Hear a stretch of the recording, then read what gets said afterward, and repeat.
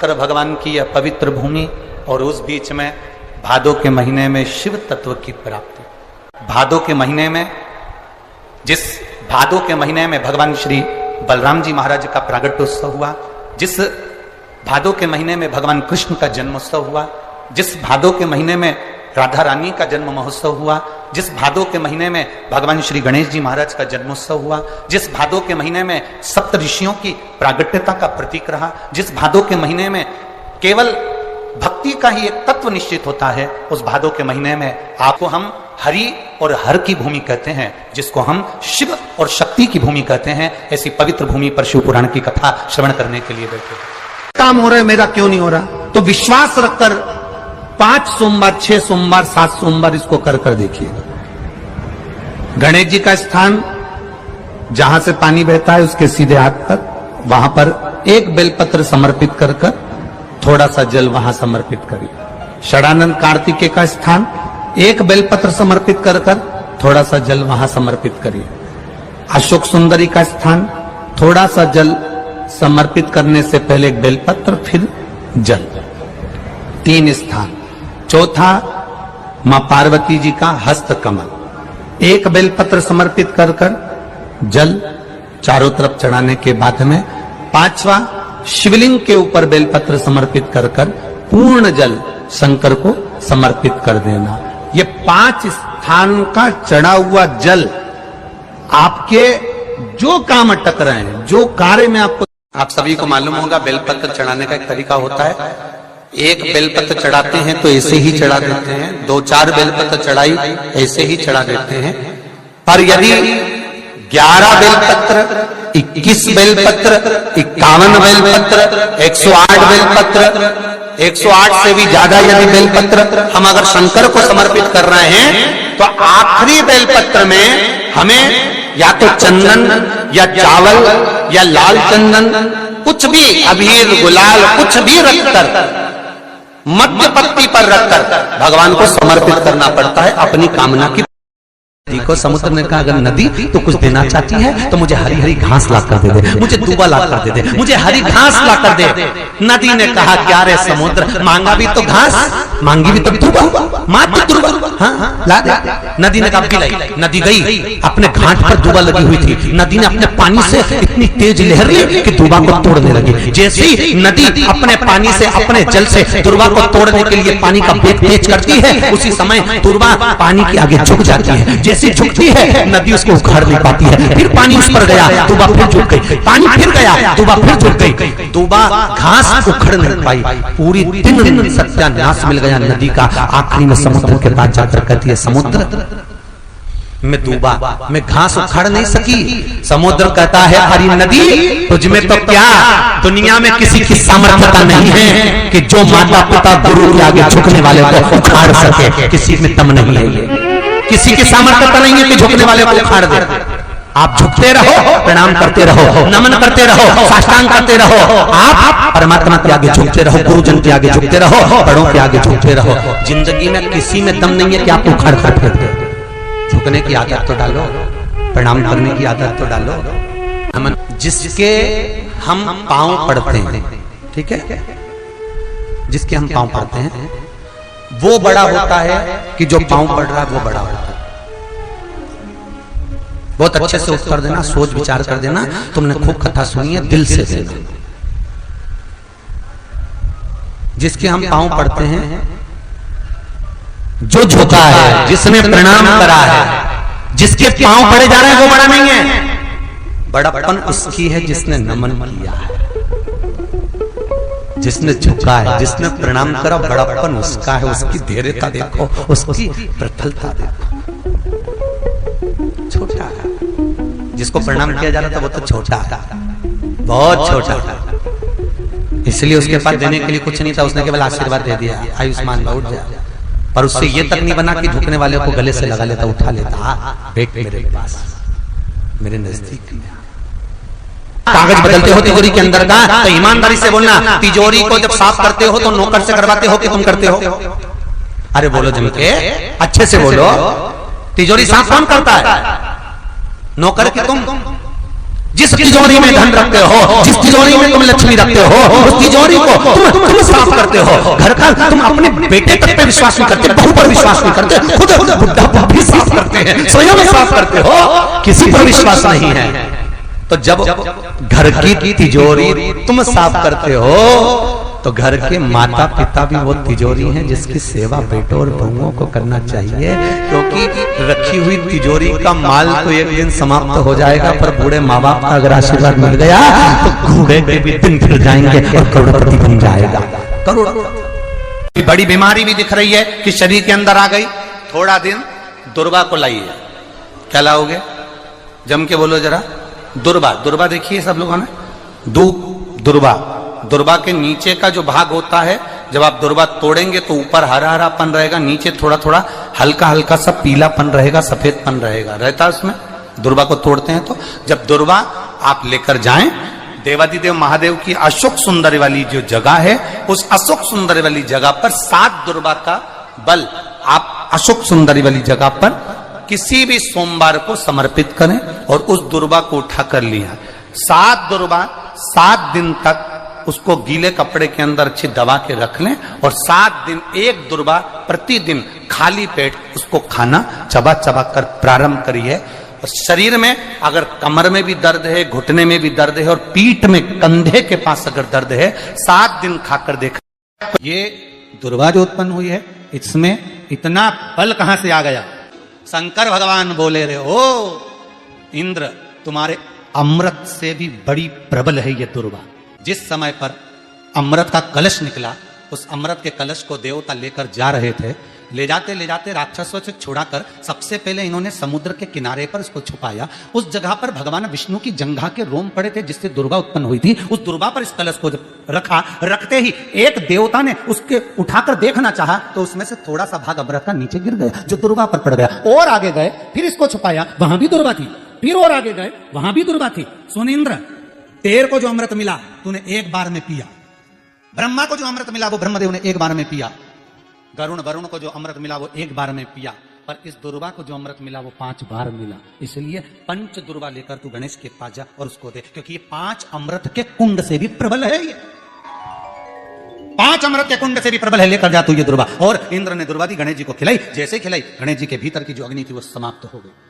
अगर कष्ट का जीवन चल रहा हो, तकलीफ की जिंदगी चल रही हो, या तो 5 सोमवार या 7 सोमवार हाथ में दुर्वा, मान लो ये तुमने दुर्वा ले ली, हाथ में दुर्वा, एक बेलपत्र, और उसी हाथ में अपने घर का भरा हुआ 1 लोटा जल। पहले रखना है दुर्वा, फिर रखना है बेलपत्र, उसके बाद में हाथ में 1 लोटा जल, और दोनों हाथों का स्पर्श करते हुए जो अपना पूजन का कक्ष होता है घर के अंदर का, उस पूजन कक्ष की साक्षी में अपने कुल देवता, पितृ देवता और अन्य देवताओं का स्मरण करते हुए, बाबा बहुत दुखी हूँ, बहुत तकलीफ में हूँ, बहुत कष्ट में हूँ, बाबा को अपने मन का भाव कहते हुए, हृदय से प्रार्थना करते हुए अपने घर के मंदिर से निकल कर फिर उस जल को लेकर शिवालय तक जाओ और दक्षिण की ओर खड़े होकर उत्तर की ओर मुख कर जल समर्पित करो।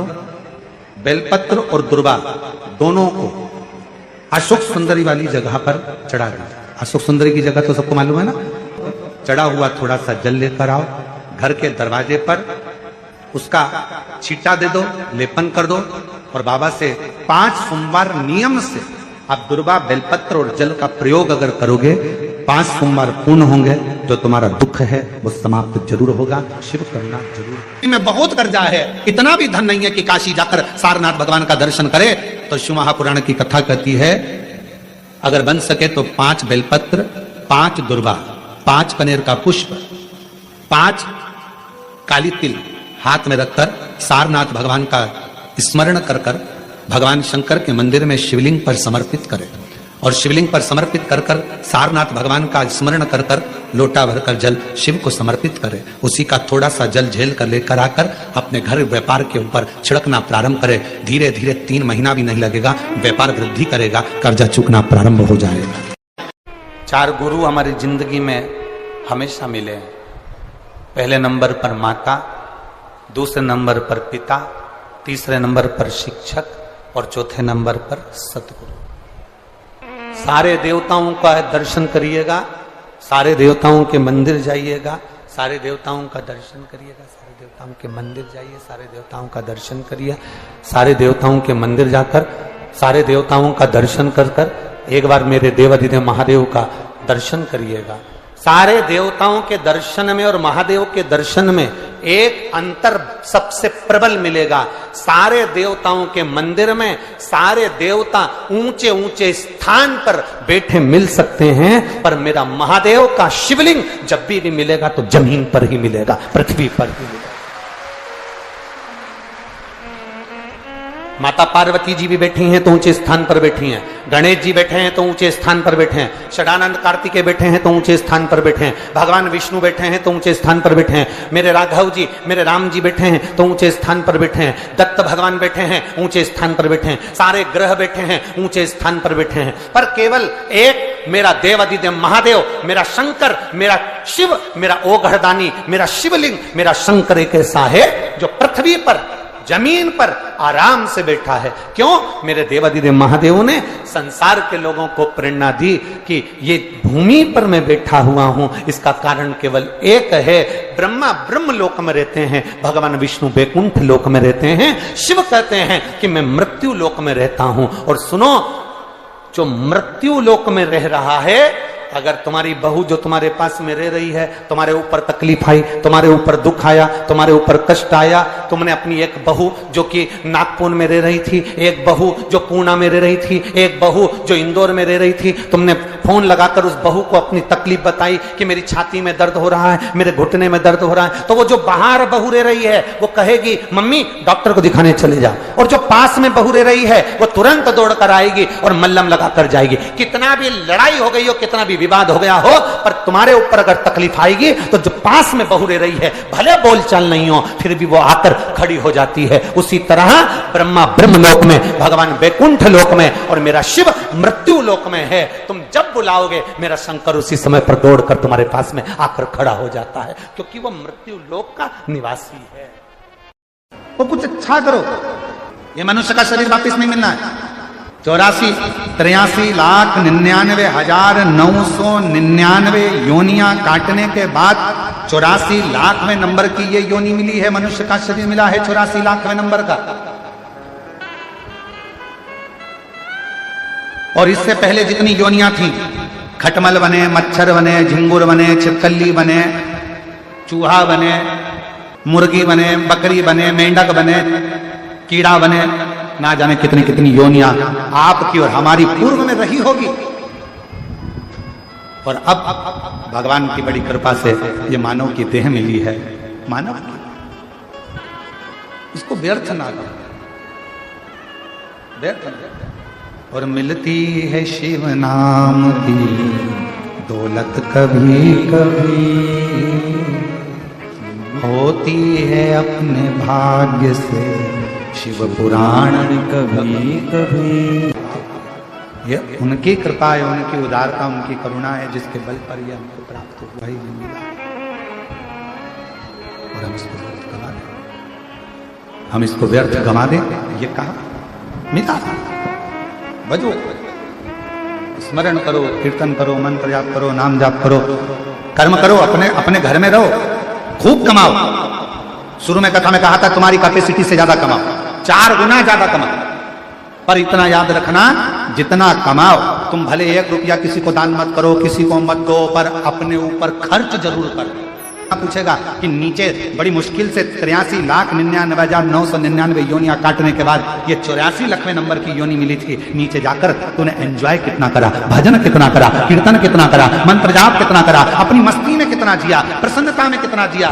कितनी जिंदगी तूने रो रो के गवा दी। इसने कुछ बोल दिया रोने बैठ गए, उसने कुछ बोल दिया रोने बैठ गए, इसने कुछ कह दिया रोने बैठ गए। मुस्कुरा कर जीना, मुस्कुरा कर। आती बहुत टेंशन की जिंदगी जीता है मनुष्य, व्यापार चल नहीं रहा, बहुत तकलीफ का जीवन चल रहा होता है, तो आज भी नियम है महाराज, आज भी नियम कि सोमवार कटोरी में थोड़ा सा शहद रखकर, मधु रखकर, यदि लक्ष्मी जी का स्मरण किया जाए और माता लक्ष्मी जी का स्मरण कर कर एक लाल पुष्प उस कटोरी के सम्मुख में माता लक्ष्मी का नाम लेकर रखा जाए और बाद में वही शहद, वही मधु और वही पुष्प सोमवार का लक्ष्मी का पूजन कर कर, स्मरण कर कर, दूसरे दिन सोमवार के दिन पूजन करें, लक्ष्मी जी का स्मरण कर कर, और मंगलवार के दिन अगर विसर्जन करें, 5 या 7 सोमवार या शुक्रवार को यदि आप मधु का भोग लक्ष्मी जी को लगाना प्रारंभ कर दें, शिव का नाम स्मरण कर कर, तो उसके घर में कभी संपदा की कमी नहीं होती, लक्ष्मी उस संपदा को बढ़ाती है। और हम तो यहां तक कहेंगे, प्रयास करो, अगर आपके घर में छोटा सा शिवलिंग विराजमान है, आपके घर में अगर छोटा सा शंकर जी का शिवलिंग है, छोटा सा शंकर भगवान का शिवलिंग है, या आपके घर में कुबेरेश्वर धाम का कंकर है, और आपके घर में यदि शंकर भगवान का शिवलिंग है, या सीहोर का रुद्राक्ष हो, या शंकर भगवान का शिवलिंग हो, या कंकर शंकर हो, तो निवेदन है, जहां पर भी शिवलिंग आपके घर में विराजमान है, अगर छोटी सी कटोरी में एक बेलपत्र को आप नीचे रखिए, छोटी सी कटोरी उस बेलपत्र के ऊपर रखकर उसमें थोड़ा सा मधु, शहद, शंकर भगवान की साक्षी में शिव जी के सामने, धीरे संपदा की वृद्धि अपने आप होना प्रारंभ होगा। मधु, देवी भागवत का यह प्रसंग है, छठे स्कंद का 16वां और 17वां अध्याय देवी भागवत का वर्णन करता है। मां लक्ष्मी पृथ्वी पर आ गई, रात्रि को देखा कहीं स्थान नहीं, एक बूढ़ी के स्थान पर, बूढ़ी के दरवाजे पर जाकर विनय करी, शहद मधु पाने को मिला, वर दे दिया, मैं तुझे वर देती हूं, तेरे घर में कभी संपदा की कमी नहीं आई। तूने मुझे मधु दिया है, तूने मुझे शहद दिया। 56 भोग दीपावली के दिन माता लक्ष्मी को लोग लगाते हैं, ढेरों सारा गुजिया, पपड़िया, बर्फी, चक्की, मठरी, खाजे, पपड़िया सब लक्ष्मी जी को भोग लगाते हैं। पर यदि एक पान के पत्ते पर भी एक बूंद अगर शहद का दीपावली के दिन अगर रात्रि को भी लक्ष्मी को भोग लगा दिया जाए तो कभी संपदा कम नहीं। पाप और पुण्य में ये बहुत बड़ा अंतर है। पाप और पुण्य के अंदर पाप अपने आप हो जाएगा, झूठ बोल दिया पाप हो गया, गलत कर्म कर दिया पाप हो गया, गलत दृष्टि से देख लिए पाप हो गया, किसी को चाटा मार दिया पाप हो गया, किसी का धन हड़प लिया पाप हो गया, किसी की कोई वस्तु रख ली पाप हो गया। पाप अपने आप हो जाता है, पर पुण्य अपने आप नहीं होता, पुण्य को करना पड़ता है। पाप को करना नहीं पड़ता, पाप अपने आप हो जाएगा। पाप इतना विचित्र होता है कि अपने आप ही प्रकट हो जाता है। आप मोबाइल देख रहे हो, मोबाइल देखते देखते देखते देखते किसी का एक मैसेज आ गया, मैसेज में उसने उसकी निंदा लिख दी, तुम्हारे पाप उपजने वाला है, इसलिए उसमें तुमने नीचे कमेंट्स में अपनी तरफ से भी एक बात लिख दी, पाप सामने प्रकट हो गया। मतलब तुम्हारे भीतर वो गलत विचार आ गया, गलत सोच आ गई, गलत दृष्टि आ गई।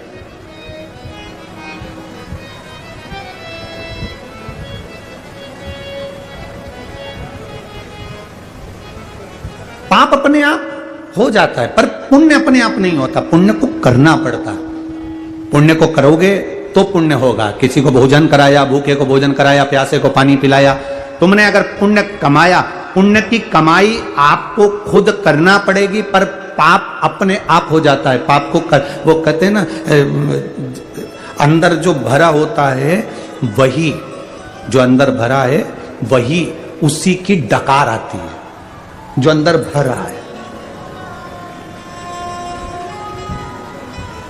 अब तुम एक प्रैक्टिकल करके देखना। अब इसको प्रैक्टिकल करने की भी जरूरत नहीं पड़ती, आप तो करे हुए हो प्रैक्टिकल। आप एक काम करना,